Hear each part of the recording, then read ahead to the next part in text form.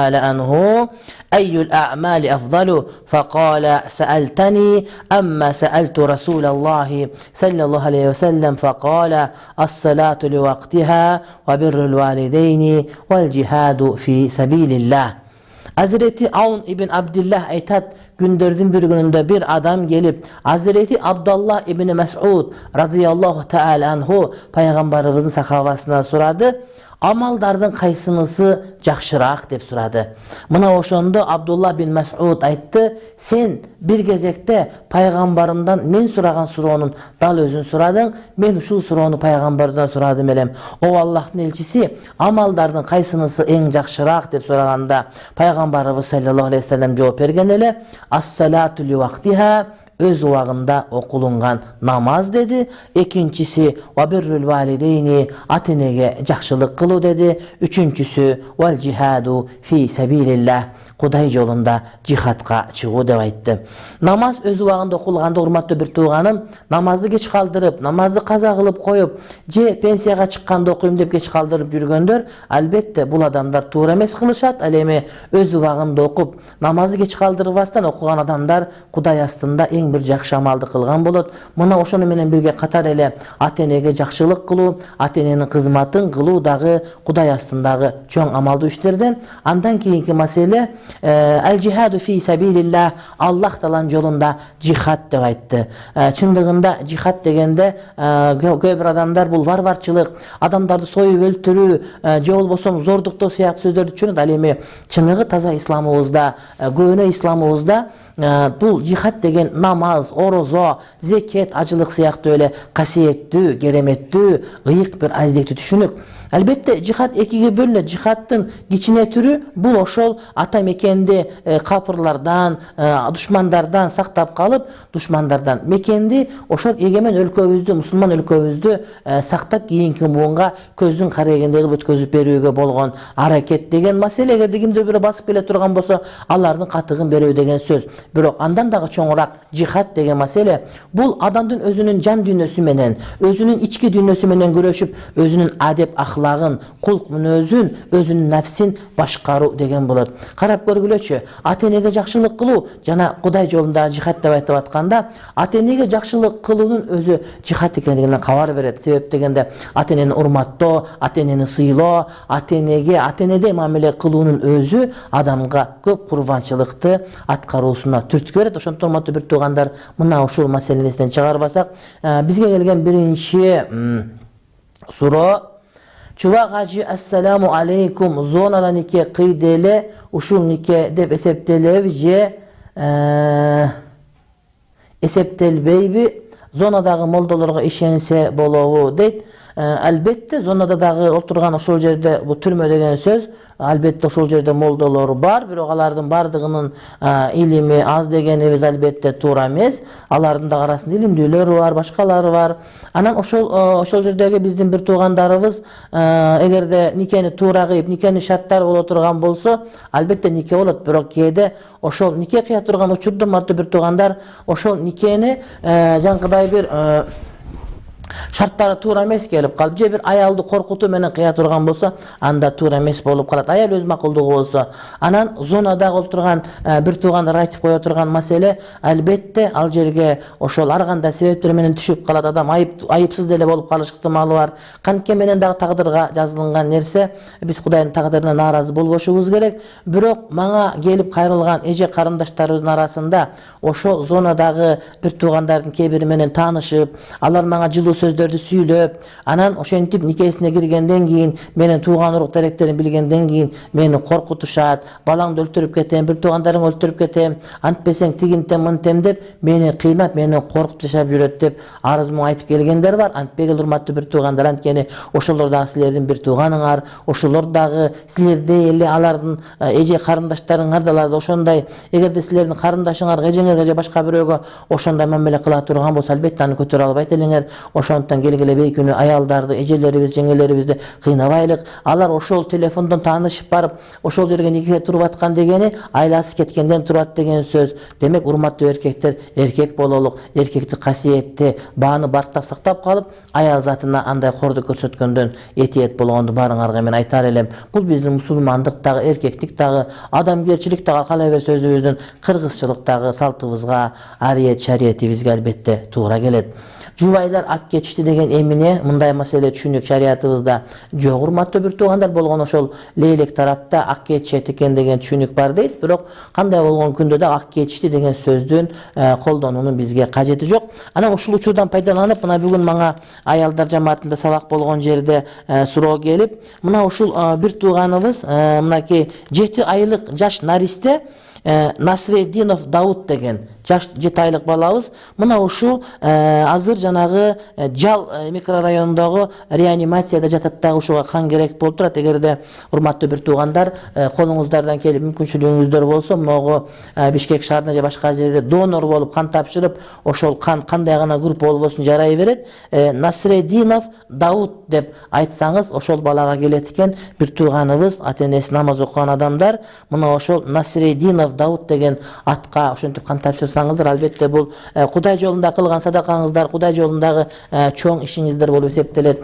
Ошондой эле ошол жерде жаткан бардык наристелерге Кудай Таалам оорусуна шифа берсин деп дуа кылар элек. Андан башка дагы бардык жерде ооруп жаткан бир туугандардын бардыгына Кудай Таалам өзүнүн нурун чачып шифасын берген болсун.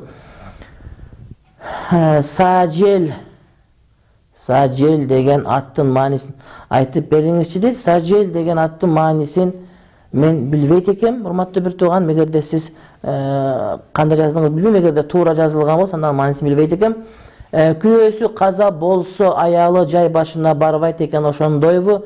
Ооба, маркум көмүлүп аткан учурда аял затына барганга болбойт. Качан көмүлүп бүткөндөн кийин, адамдар кеткенден кийин, ошол кара жерди көрбөсө, көксүнү суубай турган болсо, анда аялдарга деле мазарга барганга шарият уруксат берет. Бирок жанында өзүнүн махрамдары, тууган уруктары болсун, ошолордун коштоосунда барып Куран окутуп, зыярат кылып кайра кайткан болсо, шарият ал нерсеге жол берет. Бирок ошол жерге барганда кыйкырып, өкүрүп, бетин аймап, мүрзөйүн кучактап жыгылып, Алла кет деп, Аллах Таалага бир мындай бир жарашпаган сөздөрдү айтып, анан ошол арбактардан жардам сурай турган болсо, анда бул убакта бул туура эмес кылган болуп эсептелет.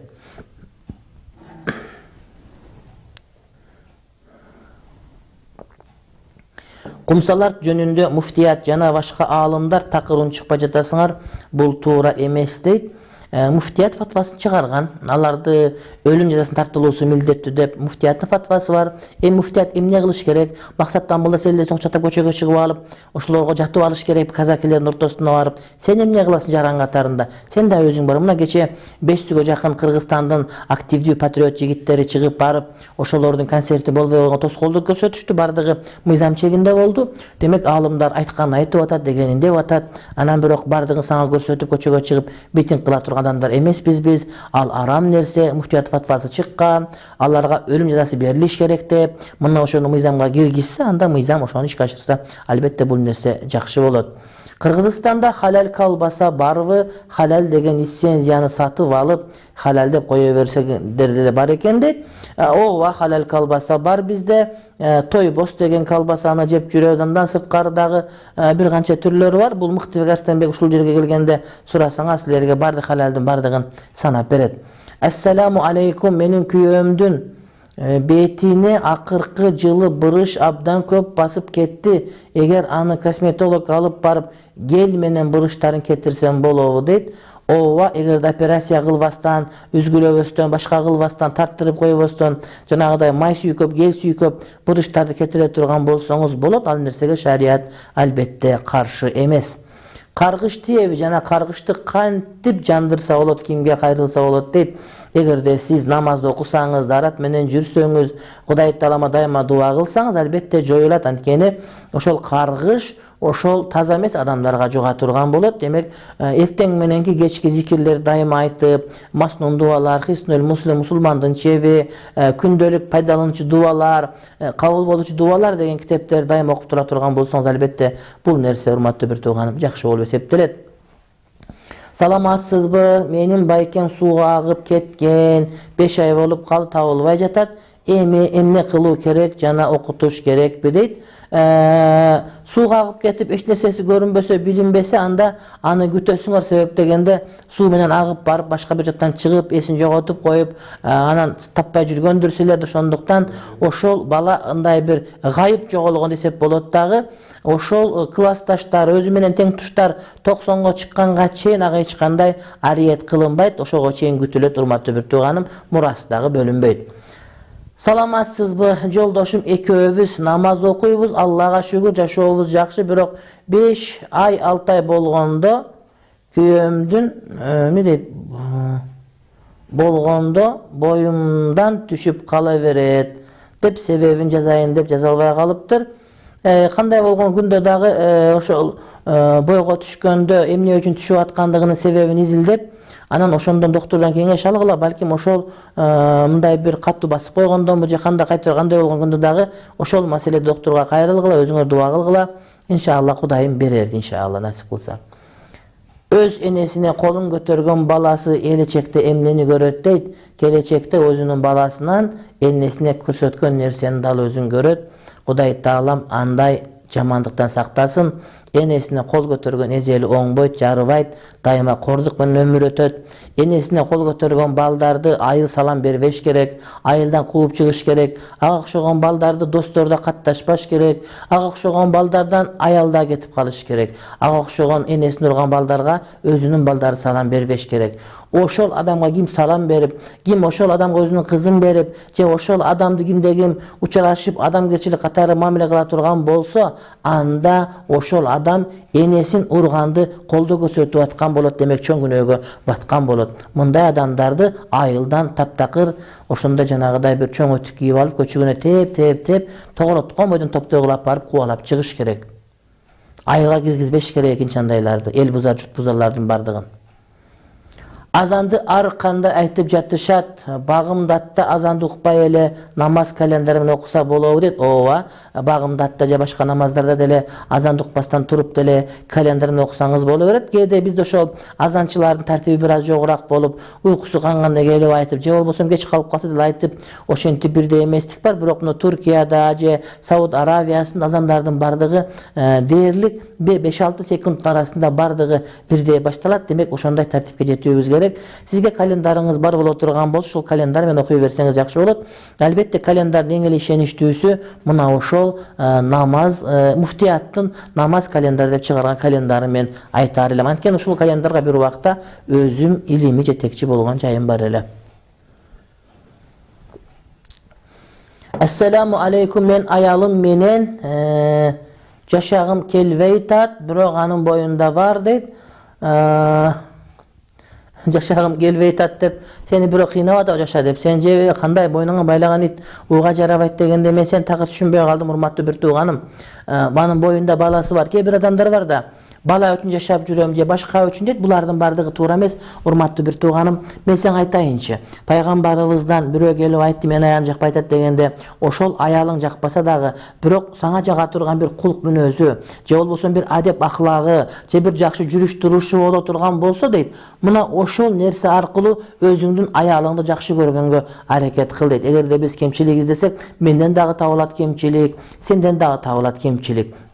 Кемчилиги жок адамдын өзү жок. Ошондуктан кемчиликтерди көрбөстөн жакшы нерсени көргөнгө аракет кылсак, мына ошол бизге дүнүйөнү өзүн жакшы көрсөтөт да. Дайыма бир негатив нерселерди, жаман нерселерди көрүп, ошолорду баамдап, жаман сөз сүйлөгөн жүрө бере турган болсоң, анда сен өзүң дагы жаман көрүнүп, жүрөгүң дүкүрөйүп, өңүң дүкүрөйүп, дүмүрөйүп, таптакыр жанагыдай чала койгон дүмүрдөй болуп, чычаладай болуп калып кетесиң. Ошондуктан сен ел бир тууганым, дайыма жакшы нерселерди көргөнгө аракет кыл. Жаман нерсени дагы жакшы түшүнгөнгө аракет кылсаң, ошондо Кудай Таалам сага берет, ошентип бардык ордуна келет.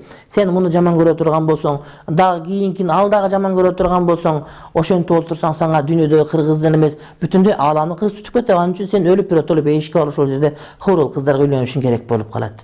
Биздин адам атанын алейхиссаламдын кыздарынын баары ушундай кемчилик, адам балдарын да ушундай кемчиликтери бар. Сен өзүң деле абат эмес болсоң керек. Мына бул жарап берген суроогун кара, ошентип жашагым келбей турат, андай мындай бар деп. Демек сен өзүң да ошол аялың сени чанып кетип калып жашагандыгына Кудайга миң мертебе шүгүр деп жашашың керек болот. Саламатсызбы? 65 жаштагы эжем Ejem kızı baptist bolup bir tuğan elek, 5 bir baptist bolup 5 bir tuğan elek.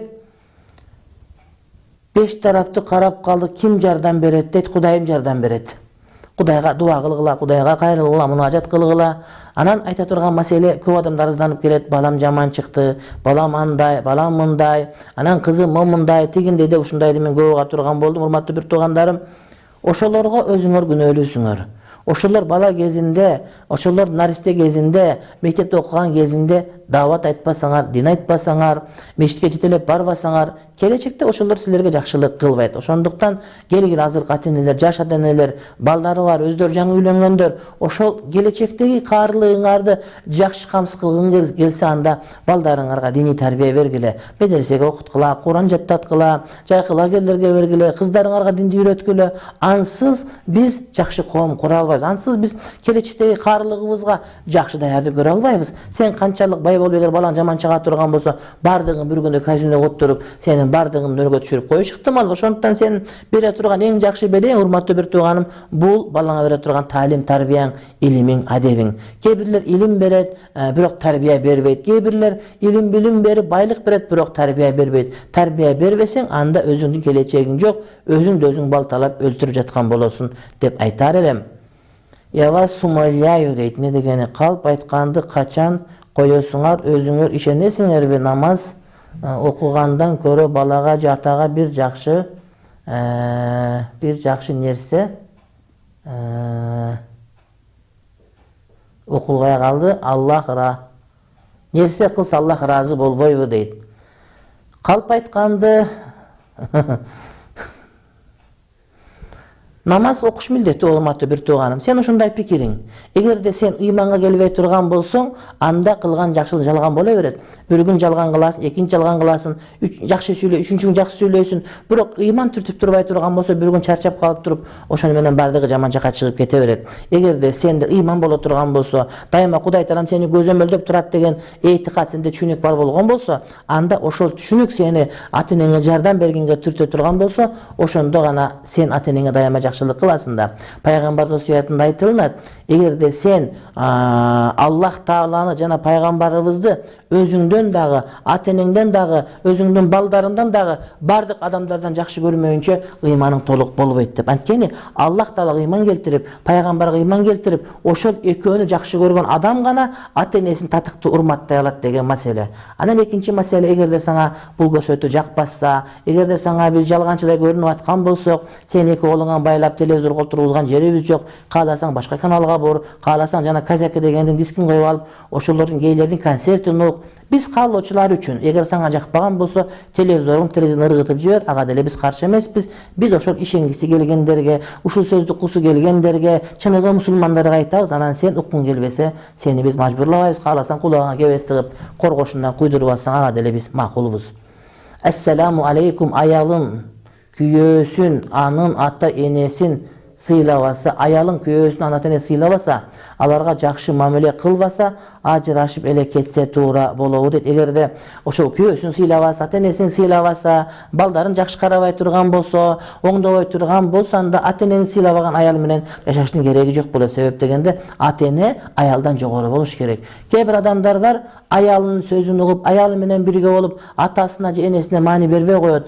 Бул ошол аял ойлобой калат. Деттомдон келгенде, инкубатордон чыккандай болуп, ата-эненин баркын билбегендей болуп, бирок балдардын жакшылык күтөт, балдарын эркелетет. Балам чоңойгондо анда жок, андай кылбайт. Сен ата-энеңе кандай мамиле кылсаң, сенин балдарың да дал ошондой мамиле кылат. Муну ошону эсиңен чыгарбашың керек. Сен ата-энеңе кылып аткан ар бир нерсени сен көп көрбөгүнүң, ал аз көргүн. Себеп дегенде эртең келечекте балдарың ошондой кыла турган болсо, сага аз көрүнө бериши мүмкүн. Демек, урматтуу бир тууганым, сен ата-энеңе кылган жакшылыгыңды эч убакта санабагының.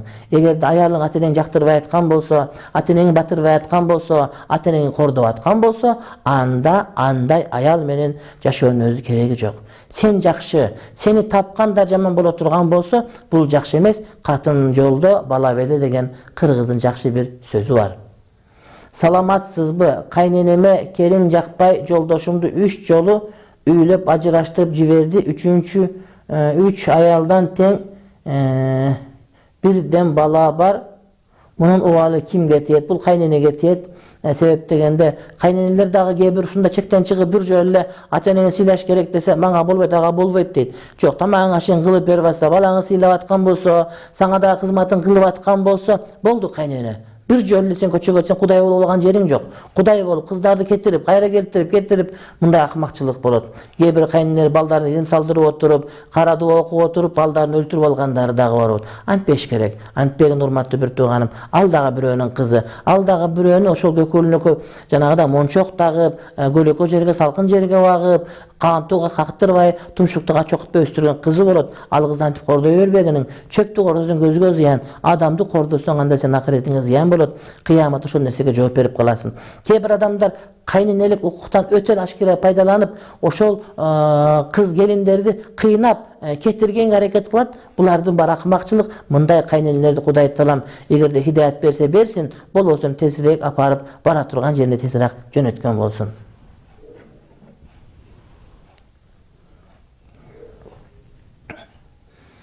Assalamu alaikum, men to'g'liq yetimmen. Үйленейін дейм, бирок шартым жок, мындай учурда эмне кылыш керек дейт. Жетим болсоң, деле үйлөнүшүң керек болот. Жетим болсоң деле үйлөнүшүң керек болот. Анын үчүн иште иштап, ошол бир аял менен өзүңү бага турган деңгээлде аракет кылып, колуңан келишинче ырыс кызды, андан кийин иншалла дуа кылсаң, кантип чыкпай койбосун, чыгат сөзсүз түрдө. Анан мен жетиммин деп туруп сөзсүз түрдө асмага той өткөрө турган тыйын же болбосо жанагыда чоң лимузин машинанын кереги деле жок, ысыраптын кереги жок. Деги эле ошол жанагы мен айтат элем, урматтуу ата-энелер, эгерде кыздарыңарга жакшы күйөө келе турган болсо, анда ошого мынча калың апке, андай апке, мындай апке деп кыйнабастан, ошол азырыңаке мүмкүн болушунча эң арзан тойду өткөрүп, эң бир жөнөкөй өткөрүп бере турган болсоңор, ошол никеде береке болот. Пайгамбар айтат, кайсы бир нике ысыраптан алыс болсо, кайсы бир никеде кыйынчылык жок болуп, кайсы бир никеде калың аз боло турган болсо, никеде береке болот дейт. Кээде өтө чоң той кылып, өтө ысырап кетирген учурда ошол жер урматтуу бир тууганым жаштардын бактысыз болуп калган учурларын көп эле байкап жүрөбүз. Ошондуктан келгир ата-энелер, эгерде күйөө балдар келе турган болсо, ошолордун дини силерди ыраазы кыла турган болсо, анда ошол нерсеге ыраазы болгула, бергиле бардыгы бактылуу болот. Анткени машинеси барбы, үйү барбы, анысы бар, мунусу барбы деп отуруп, бирок ошолордун бардыгы бөөрүнүн богу болуп калышы ыктымал. Бул деген сөз жанагы карышкыр жеп кетсе бир жылкы бөөрү богу дегендей, жанагыдай баймактанса бир жуттук, эрмактанса бир октук, анын баары жок болуп кетиши мүмкүн. Эгерде диндүү боло турган болсо, иншалла бардыгы өзүнүн ордуна келет. Bismillahirrahmanirrahim. Elhamdülillahi Rabbil alamin. Vel aqibatu lil muttaqin. Sallallahu ta'ala ala rasulina Muhammad ve ala alihi ve ashabi ecmaîn. Hurmatly bir tugandar, gündördün bir gününde Peygamberimiz sallallahu aleyhi ve sellem minbarga чыгуу үчүн, трибунага чыгуу үчүн биринчи тепкичке чыкканда амин деп сөз айтты. Андан кийинки экинчи тепкичке чыкканда дагы амин деп сөз айтып, үчүнчү чепкичке чыкканда дагы амин деп сөз айтып, андан кийин хутбаны кадимгидей улантып окуду. Мына ошондон кийин жума хутба бүткөндөн кийин адамдар келип сурашты: "О Аллахтын элчиси, сиз жанагыдай минбардын тепкичине чыкканда, биринчиге чыкканда амин деп айттыңыз, экинчиге чыкканда ошентип айттыңыз, үчүнчүсүнө чыкканда ошону кайталадыңыз. Эмне үчүн мына ушундай дедиңиз?" дегенде Пайгамбарыбыз саллаллаху алейхи ва саллям айтты: "Мен хутбага чыккан убагымда биринчи тепкичке бутумду койгондо Жебрейил периште маңдайыма келип айтты" дейт. Кимде ким ата-энеси экөөнү тең же ошолордун бирөөсүн тирүү, ошолорду көрүп, анан экөөнүн ыраазылыгын таппаса, анда Кудай Таалам ата-энеси же экөөнүн бирөөсү тирүү болуп туруп, Кудайдын ырайымына ылайык болгонго аракет кыла албаса, Кудайдын кечиримин ала албаса, анда мындай адамдар менин рахматымдан алыс болсун, амин деп айт дегенде, мен амин деп айттым деди. Экинчи тепкичке чыккан убагында айтты: "Кимде ким Рамазан орозо айына жетип туруп, бирок ошол айда өзүнүн күнөөлөрүн кечирткенге аракет кыла албаса, себеп кыла албаса, анда бул адам мен ырайымдан алыс болсун, амин деп айт" дегенде, "Амин деп айттым" деди. Үчүнчүсү, кимде кимдин астында менин аты, сенин атың, Мухаммад деген атың айтылган болсо, салават айтпай, тыл тыйбын чыкпай кала турган болсо, мына ушул адамга дагы сен Аллахтын ырайымынан алыс болсун, деп туруp амин деп айт дегенде амин деп айттым деди. Мына ушул үч нерсенин биринчиси бул ата энеси тирүү болуп туруп же экөөнүн бирөө тирүү болуп Алланын ырайым мээрименин кучагына кире албай калган инсан деген сөз ата эненин жакшылыгын ала албай калган инсан деген сөз. Ата эненин жакшылыгын ала албай калган, ата эненин ыраазылыгын ала албай калган же экөөнүн бирөөсүнүн ыраазылыгын ала албай калган инсан бул адам тозокко түшө турган адам, бул адам Кудайдын мээри менен алыс болгон адам. Ошондой эле орозо айы келгенде орозо тутуп, нафил ибадаттарды кылып, колунан келген кайрымдуулугун аткарып, адамдарга жакшылык кыла албаган инсан, орозо айында ырайымдын кучагына бөлөнө албаган инсан таптакыр ырайым кучагына бөлөнө албайт. Демек, орозону кур кетирген инсан дагы Кудайдын ырайымынан алыс болду. Ага дагы пайгамбарыбыз амин деп айтты. Үчүнчүсү кимде ким? Пайгамбарыбыз Мухаммад Хабиб Мустафа саллаллаху алейхи ва саллям аты айтылып, бирок ошол аты айтылганда саллаллаху алейхи ва саллям деп кимде ким салават айтпаса, ошол адам дагы Аллахтын ырайымынан алыс болсун дегенде пайгамбарыбыз амин деп жооп берди. Урматтуу бир тууганым, бизге келген суроолорго көңүл бурабыз. Чубак Ажи дейт: сиз азыркы халифага байат бересизби дейт. Биринчиден Ажи эмес, экинчиден биз кайсыл халифага байат беришибиз керек болот? Урматтуу бир тууганым, бизге келген маалыматтар бүтүндөй мусулман эместерди аркылуу келип аткан маалыматтар. Бизге туура так маалымат келген билген жерибиз жок. Аллах Таала Кур'ани Каримде Хужурат сүрөсүндө айтат: эгерде силерге дини тайыз фасыктар кабар алып келсе, ошол кабарды тактап тастыктагыла деген сөз бар. Ошондон урматтуу бир тууганым, биздин өзүбүздө расмий кагаз келген жок, биз өзүбүз билген жокпуз, акыбалдын кандай экендигин билген жокпуз. Ал эмес, көпчүлүк өлкөлөрдүн аалымдары дагы мына ушул маселеге ар кандай көз караштагы фатваларын билдирип туруп, ошондуктан кол берди, кол бербеди деген жок. Бизде бир гана жанагы Мотуюп дегенибиз мен кол бердим деп айтып, жана интернеттин бардыгына жарыя кылып жүрөт. Бирок андан башка маселе эч кандай бул нерсеге белгилүү болгон жери жок. Уламалар кеңеши дагы, муфтият дагы бул жөнүндө эч кандай үн чыккан жок. Ошондой эле кол бериш керекпи деген суроону берген жок. Эгерде сиз ушундай бере турган болсоңуз, анда биз аны уламалар кеңешине карап көрөбүз, ошол жөнүндө чын төгүн маалымат билгенге.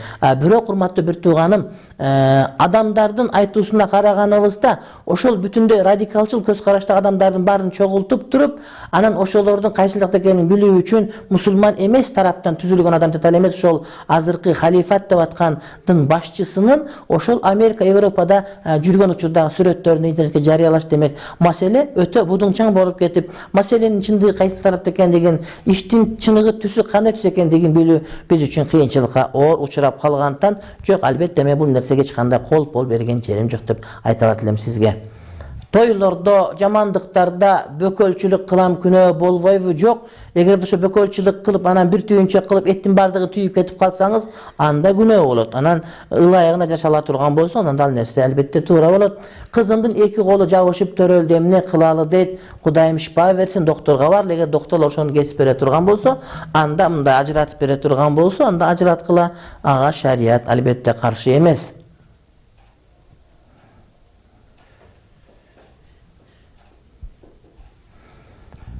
Витир намазы жөнүндө айтып бериңизчи. Витир намазын окуу керекпи? Ооба, важип болуп эсептелет. Витир намазын окуу 3 рекет болот. 1 рекет деген витир важип жок, урматтуу бир тууганым. Ошол куптан намаз окугандан кийин, сүннөт окугандан таң атканга чейин 3 рекет окуп берет. 3 рекетинде тең зам сүрө кошулуп, 3-үнчү рекетте ошол жанагыдай дубай кунут окулат. Ошону биз важип деп билебиз. Эгерде өз убагында окулбай калса, анда казасын окуп берүү сизге баарыбызга милдеттүү болуп эсептелет. Билбестен даратым бар деп намаз окуп алыппын, же кайра окуш керек? Албетте кайра окуш керек. Билбестен намаз окуп алган болсоңуз, даратыңыз жок экенин билсеңиз, кайра окуп берген милдеттүү болот. Кочкорлук имамын эмнеге кубалашты дейт. Эч ким кубалаган жери жок. Кочкордун имамы иштеп атат болгону. Андан мурдагы имамдарга жала жабылып, анан ошолор андай экен, тигиндей экен деген далилсиз сөздөр менен сүйлөп, анан ошону менен ызы-чуу чыгып аткан жери Кудай Таалам бар. Кудай Таалам буга чекит коет. Эгерде кимде ким жала жаба турган болсо, Кудай Таалам анын өзүнүн шери менен андан бетер чыгарат. Мен силерге бир нерсе айтып берейинчи. Egerde kimdir biri kayısıl adamdı şermende kılıp çok жерден күнөө жаап жала жаба турган болсо, ошол өзү кылган, өзү айткан жана шерменде кылып чыгарам деген кылган жоругунан дагы жаманыраак, бетерирээк жорукту Кудай Таалам ошол адамдын башына көрсөтмөйүнчө бул дүйнөдөн адамды алып кетпейт. Насип кылсын шерменде кылгандардын өздөрү андан дагы жоңураак шерменде болгону Кудай Таалам баарыбызга көрсөтүп, бул жерде көптөгөн туура эмес маселелер бар. Ассаламу алейкум, менин кайнем жана кайнатам аябай сүткор, ысырапты көп кылат, балдары көп, акча бербесе карыз алат, анан балдары төлөйт дейт. Туура эмес.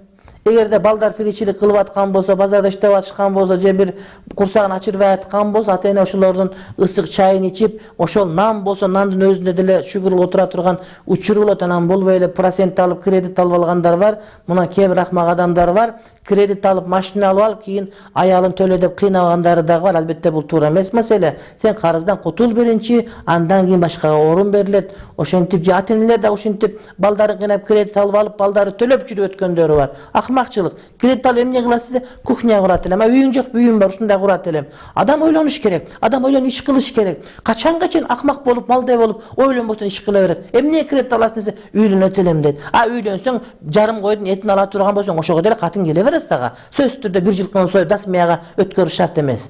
Эмнеге сен кредит аласың десе, мен машина алат элем. Маршрутка менен бара берсең өлөсүңбү?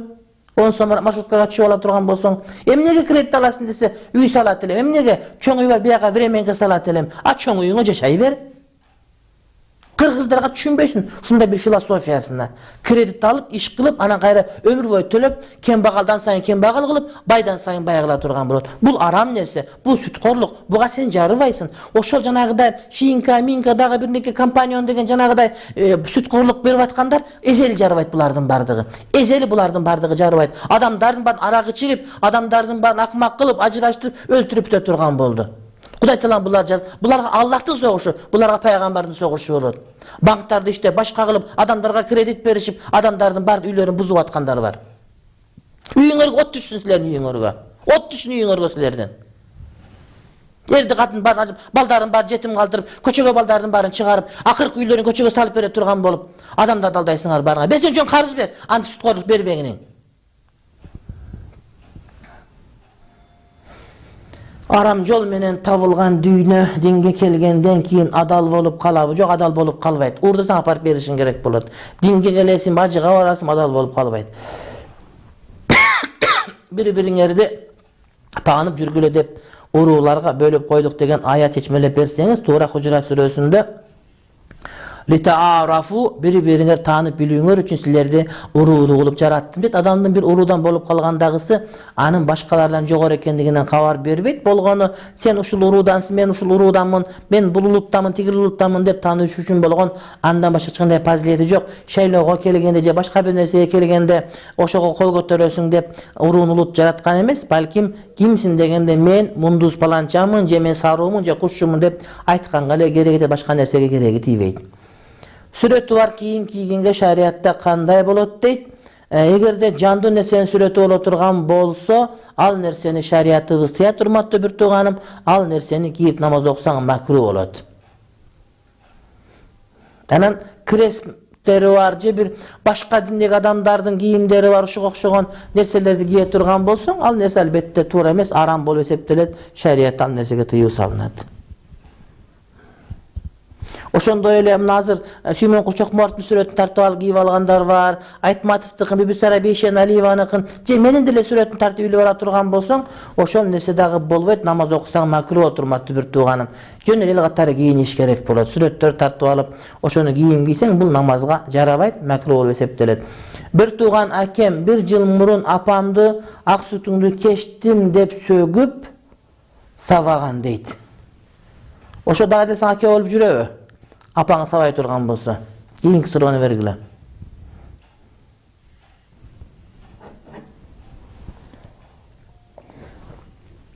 Эмне үчүн балык мусталбайт? Өлүк жейбиз, аю арам бадалбы дейт.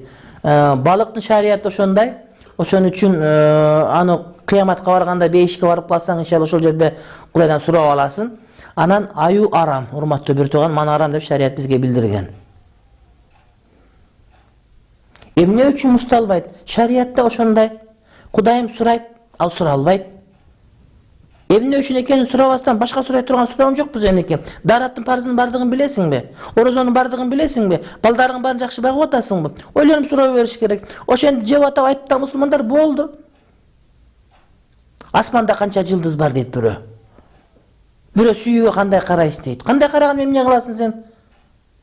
Adam suraw berip atkanda oşonun paydası bar bu, jok bu? Oşondan bir nerse düşünömü, düşünböймбү? Oşondan bir nerse yaşawma keregi tebi, jok bu degen öğreniş gerek bolat da. Otur zerikende bir suraw berip koyuş gerek. Emnege mustalbayt dep. Men kaynenem menen uruşup kettim bul күнө öküne, barıp putuna jıgıl kaynenenin. Geçelim sura kaynenenin. Assalamu aleykum küyösü jok, çoğu iştegen ayal menen, küyöm birge tüştönse, abet kılsa bolovu deyt. Ökö жалгыз oturup alıp bekini burçuk oturup başı başına tiyişip jese bolboyt. Ana mınday çoğun bir restoran bolsa, biyak başında bul jabasa, biyak bacı verse bola bere turmatты bir tuğanım. Anam birok oşundan baştalat bardığı. Kayni menen jengesi, je bolbosum kaynagası menen gelini, je ökül ata menen ökül kızı, ökül ene menen ökül uulu. Ana oşon çoğu iştegendir oturup, çoğu çay içip oturup, onan naraka oturup, dağı bir neke oturup, ana çoğu saunaga barganın bilberat. Oşonduktan jok андай bolboyt turmatты bir tuğanım, erkim öz öründe oluş gerek. Erkekler özünçe, ayallar özünçe boluş gerek. Arılaşıp ketkenge şariat tıyıu salat. Namaz okugan erkek ayalını ölüm tilep bata vergen tuğrağı deyt.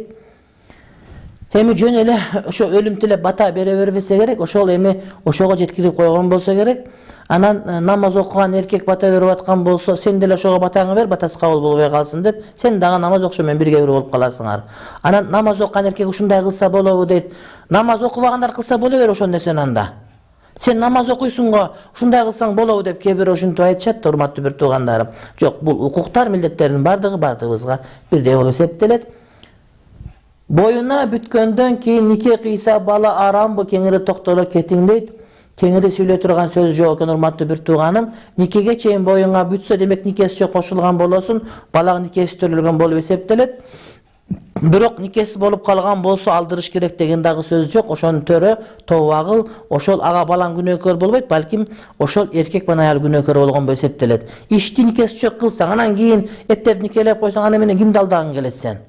Oşol nikelegenden baştap keyingi jaşoň adal bolat, aga çeyin karam jaşoň kıyamatda жооп beresin. Egerde towba kılbasaň, Kuday talam geçirmese kıyamattan sözdü sana azabı bolat. Ayalım özümün 10 yaş çoğun İslam'dın köz karaşı kanda aytıp berseňiz deyt, eň jakşı bolat. Oşo apaňday kılıp erçip jüre beresin. Tamekiden darat sınağı sınbayt. Tamekiden darat sınbayt. Eşektin tezegini jep alsaң dagı darat sınbayt. Sınbayt degen tameki çeke ber degen söz emes. Tameki çekкен adam bilinbeyt. Birok tameki çekкен adam jan tameki çekкен adam gele turgan bolsa, murdun çüçkürüp pışkırıp 15 minut geçen özüňe gele albay jürösün. Sen özüňe bir 25% ziyan bolsa, janıň daga 75% ziyanı tiyet. Kaysırsaňa tameki çekersin bilbeyim özü. Öýünde sakarың jok, karanan jep oturat. Giygenin jıttık patinke, anan gününe bir paçka sigaret çekesin. Oşoňa çoğulsaň sana bir ayda bir patinke gele turgan bolat. Je balaňa baş kiyim gele turgan bolat. Emnege çekip atasın? Öpkön kıştagan üçünbü? Saň oşoga soğup bere öbürö. Bürö nasfay çeket. İşleri kapkara bolup ketken. Kaysırsaň nasfay çekesin? Adal okat tügönüp kalgan bu saga. Darat sındırbayt dese şonu bolu beret dep düşünbek olur urmatlı bir tuğanım. Nasfay makruh, tameki makruh, anı jegen günö, oşon jitim eşitke bargan bolboyt, perişteler kaçat, jakşı emes nerse, üydögi baldaryň oýlaboýsun bu. Assalamu aleykum çuvağa acıga akça verip kvota alıp ketse bolboyt, aram bolat. Aram bolat. Para verip bargan aram bolat. Kalender degen attı manisini düşündürüp beriňizçi deyt. Kalender degen urmatlı bir tuğanım, sopu derviş degeni ilger oşentip fitna çıkıp, adamlar akmak bolup, anan kebir adamlar dünyaga batpay, dünyany taştap tarki kılıp, anan derviş bolup, kalender bolup, oşentip adamlardı kıdırıp ketken, adamlarga aytıp, adamlardı varıp aytıp dep, akiretten ün salı, tozoktan, beyişten kavar aytıp, bütündöy ömürün, bütündöy davatga bağıştap koygan insanlar dilgerteden dervişçe olbosam, kalenderde atap gönüp kalgamız, mına oşol kalender oşonday. Anan ilgeri kalender dep koysanız, kalendar dep kotorup alıp, kalendar dep jürgönдөр bul tuğra emes, al kalenderov oşonda gana tuğra bolat. Salamatsız bu nike kıyıp atkanda küyo bolup oturgan küyo joldoş içip algan eken deyt. Eger atın kimde satım eşmet dep atın aytıla turgan bolsa küyölügü jaray bere turmatты bir tuğanım. Nikege jarayt, birok sottun astına barıp küyo götö turgan bolsa küyo götködülen dep al küyölügü jaray baglat. Oşonduktan nike kıyganda koldan kelişinçe takvadar, şariatты karmagan adamdardı küyo kıydırgan hareket kılış gerek. Meni törögön ayal maňa köp korduktardy körgözdü, men özüm jaş kızmın deyt. Hudaý taalam hidayet bersin. Sen dağı çoňoýolsun, sen dağı adam bolosun, şol wagtda sen başka bir okordu körsetpe. Çuwagajy menin atım marhamat, Kur'anda bar bu manisi kanday? Ova marhama degen Kur'anda var. Bul oşol ırayım kuçagana tolgon, ırayım orolgon, ırayımdı berekeli degen manini tuyundurat. Jakşat marhamat degen. Baptistlerge kanda çara koldansa bolot. İmamlar jardan bere alabı deyt. İmamlar alar duruşa albayt, öltür albayt, kuvalay albayt bolgonu. Oşol adamlarga tuğra dinde düşürse, tuğra emesin özüne ölçekeye çayıp kaçıp çıkıp gele vered. İmamlardan mildet adamlarga davat aytıp, adamlarga düşündürüp, oşol başkanın götüp ketip atkanlarga varıp, alarga agartı işlerini жүрgüzse, oşonda ana kolundan gelet. Anan radikaldık adamlarga varlar, durup savap je kuup çıkıp, janagıday bir jaman işlerge barganga bizdin mıyzam tıyıbızlar, oşondan mıyzam çegin işteşker. Egerde adamlarga gel özlörünükün taňуулap tarata turgan bolsa, bul wagtda mamleketke kayrılıp, mamleketli kopsuzluk hizmetkerleri alarda toluk türde tıya alat. Ar birinci jana 4-nji gün oroza karmasa bolup, albatta sünnet bolot. Paygambarыбыз oşol jumanın düşenbe jana 5-şembe oroza karmagan, demek jumanın düşenbe 5-şembe günde oroza karmagan, bul nafil oroza sünnet dep aytılnat. Şam namazında zikir tartılabı, ova Şamda degele namazlardan bardığında zikir tartılat, birok oşol ayet namazlar tartılganын bilbem. Kebir jerde ayet namazında dagı zikir tartıp oturuşat da jok. Anda janagıda 33'ten aytkan tasbihler ayet namazda jok. Al oşol juma namaz jana 5 mal namazdaganda ol sebep degende hadisin tekisinde muna oşondoy keret. Bolgonu ayet namazında istighfar aytı bere namazды бүтүröt. Musulman adam bilese bolawu jana kolayse bolawu deyip bilegenge bolboyt. Bir gana oşol ayalı küyösü kol çap tursa ayal tegereni bilep berse aga bir jön. Anan janagıday bir muzikası jok bolup, birok janagıday bir sporttuk siyahtуу bir adamdın densoluguna payda bere turgan, birok adam delebesин kozgoп jibербей turgan bolup, erkekler ayallar özdөрünçө bilese aga dele karşılık jok. Anan muzikaga koşulup şaytanga aylanıp kete turgan bolsa, bul wagtda haram bolot. Anan kolany satıp alıp içpeyle koygula dep aytar elep, anan taptakırle beker bolup atkan bolsa urtap koysoň oranda ziyan dele tibeyt. Kolanın özü aram bolgondugu üçün emes, balki mal jööttördügü bolgondugu üçün içkenge tıyı salıp jüröbüz. Joldoşum ekөөbüz 4 yıl murun meçitke barıp nike kıydırganbız. Moldeke bir ele kişini küve kılıp kıygan, şariatta 3 kişi boluş gerek eken, nikeye kayra turalıbı. Moldekeden başka bir adam bolsa, demek 2 erkek adam küve jetiştүү bolot. Moldeke özü bir küve götөt, andan başka bir adam bolsa 2 küve menen sizler nikeňer şariatty bolgan bolot. Kayra kıyuunun keregi jok. 3 küve degeniniz jok. Assalamu aleykum, taksir degen sözdün manisini aytıp koyuňuzçu deyt. Taksir degen sözdün manisini bilbeyim. Arap dilinde kıskartılgan, kıska degen manide gelet. Alemi Kırgız dilinde taksir degen joldoş, mırza, dosum degen deyeli manide aytılınıp jürülöt. Anan Pars dilinde, Urdu dilinde kanday ekendigin bilbeyim. Men jalgız uğulmun üylönüp ayalım menen üyden çıkıp ketkenime 18 yıl boldu. Kızdardın batırvaganıdan çıkkanmın, emi üydü kaytarıp alsam tuğra bolovu deyt.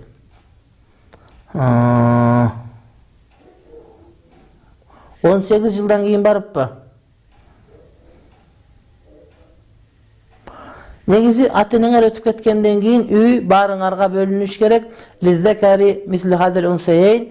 Ошол кыздарга бир үлүш, эркек балдар эки үлүш болуп бөлүнүш керек. Силердикин ошол кыздар менен чогулуп келип, молдокейге кайрылсаңар, фарайз маселесин чечип берет. Атамдын каза болгонуна 10 жыл болду. Кой союп Куран окусам болот, окутабы, бирок 10 жылдыкта эмес, жөн эле атаң эстегенде Куран окуптур дегеле бир күнгө, бир жылга белгилеп, ушунча жылдыгы, ушунча күндүгү, 7-лиги, 40-лыгы, анан 52 күндүгү, анан жанагыдай бир жылдыгы деп ушинтип мындай бир күнгө белгилеп окуса, бул анда бидат болуп эсептелет. Бирок жөн эле эстегенде атам эстеп сагынып кеттим деп мал союп, жөн эле Куран окутуп эл чакырсаң, албетте бул соовут эт, бул бидат эмес, урматтуу туганым. Азыр адам өлгөн адамдын, өлүп калган адамдын туулган күнүн дагы туса турган ушундай бир бидаттар чыгып кетти. Ассаламу алейкум. Туугандардан мамиле үзбөш керек, бирок туугандар байып кетишкен, барсаң эле кемсинтип, того түшпөйт, баргың деле келбейт экен. Насаатыңызды айтсаңыз рахмат дейт.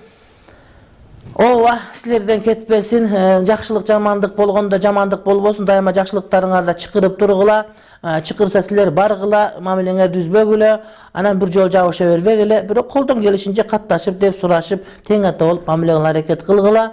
Жана айтпадыкпы, бай мактанса бир жуттук, эр мактанса бир октук. Ал деле бир күн жанагыдай такыр-талак отуруп калышым, ошондой кайра өзүнө келип калат. Айрыкча көп кеткен болсо, көпкөндөрдү Кудай Таалам бир силкелөө ордуна түшүрүп кое турган учур келип калат. Бирок сенден кетпесин, катташа бер, аларга жабышкандай болго, тең ата болуп мамиле кыл. Кудай Таалам ушул жакшылыгыңдан ажыратпасын. Ассаламу алейкум. 2 жаштагы наристеге дуа кылып коюңузчу. Аты Хамза дейт. Аллах разы болсун дейт. Кудай Таалам Хамзага ошондой эле бул жерде айтып аткан жанагы ким дедик биз? Насрединов Дауд деген анагы кан болсо каныңар тапшырыла деп айттык. Насрединов Дауд мырзага жаш бала 7 айлык. Андан башка бардык ооруп аткандарга Кудай Таалам шифай ажил насип эткен болсун.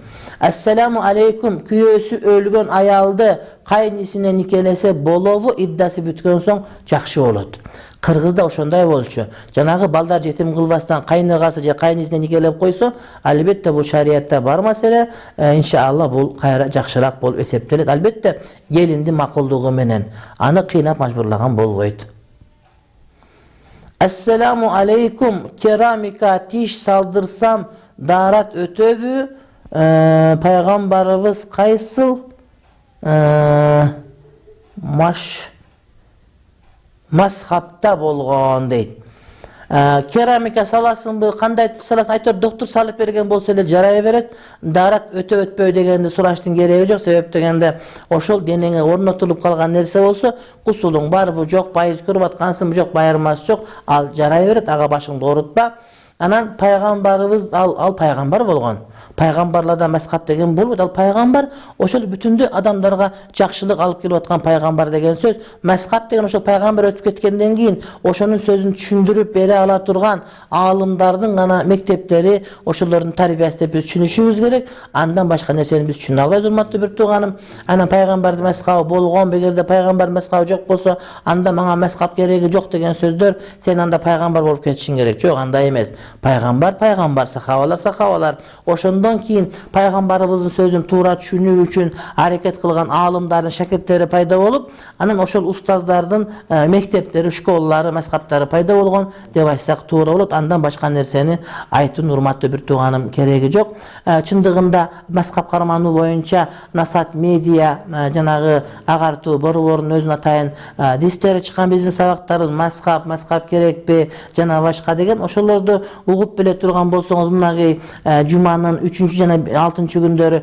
Кайси мечитинде, ошондой эле шамдан куптанга чейин, ошондой эле ар жекшембиде эртең менен саат 10:30 баштап 12-ге чейин айны 31 дарегинде аялдарга баян болгон жерде ошол дисктер ошол жерден тапсаңыз болот. Ошол мазхаб кармануунун милдеттүүлүгү туурасында, эмне үчүн кармануу керек экендиги туурасында ошол жерде кенен кесир кеп кылганбыз. Деги эле Курани Каримде фасалу ахла зикри ин кунтум ла та'ламун ta'lamun, egerde sizler bilbesеңер, bilgenlerden suragıla деген Kudayдын özünün sözü var. Demek mına uşunun özü ile bardık adamlar bile verбейт, bardığıyla bilbey koyбайт. Demek adamlar ekiге bilgenlerge jana bilbegenlerge bölünөт dagы. Oşol bilbegender bilgenler erişiş gerek. Demek bilgenden aytkan sözlerin biz maskap dep bir terminologiya kadar aytып жүрөбүz. Demek bul maskap деген söz şariatта çoğuçun emes, maskapты кармануу vacip bolot. Egerde bir adam maskabı жок din кармана турган болсо анда adашып кетүүсү деле tez эле болуп калуу ыктымалы бар. Урматтуу bir tuğandarım, Kuday Taala inşallah bardığımızdan tilegen tileklerimizni kabul kılsın. Oşondoy ele ata-enebizge, bir tuğandarыбызга daima jakşı mamilede olup karım katnaş düzböstön mamile kılganды Kuday Taala barыбызга nasip etken bolsun. Keyber adam jana aytkanday emedep Tege sizler uşintip namaz okugandan göre jön ata-enеңерге жакшылык кыла бербейсиңер жок. Ошол намаз окугандыгыбыздын өзү ата-энебизге кылган жакшылыгыбыз себептегенде балдардын кылган ибадаттарынан да ата-энелер ошону сөз түрдө соопторду алып иншалла акыретке барганда алар сөз түрдө ыраазы болот. Демек Кудай Таалам ата-энелерибизди алыс кылсын. Бүтүндөй ооруканаларда ооруп жаткан бир туугандарыбыздын бардыгына Аллах Таалам шифаи ажил берген болсун. Кудай Таалам карызы барларды карыздарынан куткарып, Кудай Таалам үй жокторго үй берип, уй жокторго уй берип, уулу жокторго уул берип, кыз жокторго кыз берсин Кудай Таалам. Окуп аткан студенттерибиз, бир туугандарыбыз, балдарыбыз, кыздарыбыздын бардыгынын окууларын берекелүү кылып, жумуш жокторго жумуш берсин. Кудайым адал рызкы берсин. Кудайым арамдан алыс кылсын. Кудайым өзүнөн башкага муктаж кылбасын. Орусияда, Казакстанда, Америкада жана башка жерлерде, Түркияда окуп иштеп жүргөн балдарыбыз, кыздарыбыз, бир туугандарыбыз, даватта жүргөн бир туугандарыбызды Кудай Таалам өзү жаман сөздөн, жаман көздөн, жаман колдон асырап, Кудай Таалам аларга жакшылыгын ыроологон болсун. Кудай Таалам элге, жерге дин жеткирем деп жүргөн биздин молдокел алардын катарында биздин диний багыт алып барган журналисттер, анын ичинде ушул Манас Жаңырыгы телеканалынын жетекчиси, ошондой эле бул Марватованын жетекчисине Кудай Таалам узун өмүр берип, ошол жердеги экрандан көрүнбөгөн журналисттердин да тилектерин Кудай Таалам кабыл кылган болсун деп дуа кылабыз. Кудай Таалам мына кыш күрөө келатат, кышыбызда светибиз өчпөстөн көмүрүбүз жагып болуп, үйүбүз жылуу болуп, светибиз жарык болуп, анан балдарыбыздын күлкүсү ошол дайыма чыгып турганы Кудай Таалам насип кылсын. Кудай Таалам адашып башка жолго түшүп кеткендерге, башка динге өтүп кеткендерге хидаят, тавфик, инсап берип, акыйкат динге кайтып келгенди Кудайым насип кылган болсун. Намазга жыгыл элек, саждага маңдай тие элек, байкуш бир туугандарга Кудай Таалам намазга жыгылып, намаздын ырахатын, намаздын лаззатын, намаздын бар дүйнөсүн сезгенди Кудай Таалам насип эткен болсун. Ва ахиру дa'wana anil hamdulillahi rabbil alamin. Assalamu alaikum wa rahmatullahi wa barakatuhu.